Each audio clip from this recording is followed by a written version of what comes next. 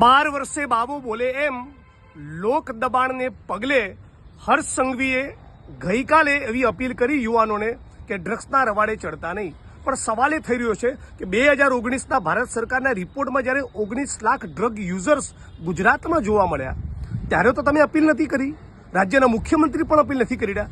અચાનક તમને કેમ મન થયું ગુજરાતની વર્તમાન પેઢીને અપીલ કરવાનું? આટલા વર્ષો સુધી તમે શું કર્યું? તમને બ્રહ્મ જ્ઞાન છે હમણાં પ્રાપ્ત થયું? બીજી મહત્વની વસ્તુ કે લોકોને તો તમે અપીલ કરી, બહુ સારી વાત છે, પણ સવાલ એ છે કે ગુજરાતમાં દરિયાકાંઠે અદાણીના પોર્ટ ઉપર કે કોઈ પણ ખૂણેથી ડ્રગ્સ આવશે જ નહીં। ના રહેગા બાંસ, ના બજેગી બાંસુરી, ડ્રગ્સ આવે નહીં અને ડ્રગ્સના રવાડે કોઈ ચડે નહીં। આવું તમે સુનિશ્ચિત કરવા માંગો છો? આની ગેરંટી કેમ નથી આપતા? કયો એ મંત્રી છે જે ડ્રગ્સમાંથી કમાઈ રહ્યો છે? આ સવાલ ફરીને પૂછવા માંગુ છું। બીજું, ચરસના ગાંજો નહીં લેવાની અપીલ કેમ નથી કરતા? કૂટણખાનામાં નહીં જવાની અપીલ કેમ નથી કરતા? કેમ નથી કહેતા કે ગુજરાતની અંદર 33 જિલ્લામાંથી એક પણ જિલ્લામાં દારૂના અડ્ડા નહીં ચાલવા દઉં? આ પણ અપીલ કરો ને। એટલે મૂળ લોકોએ બરાબર પ્રેશર કર્યું સોશિયલ મીડિયામાં, એના પગલે બોલવું પડ્યું છે, બાકી ઈરાદો નથી ડ્રગ્સને નાબૂદ કરવાનો।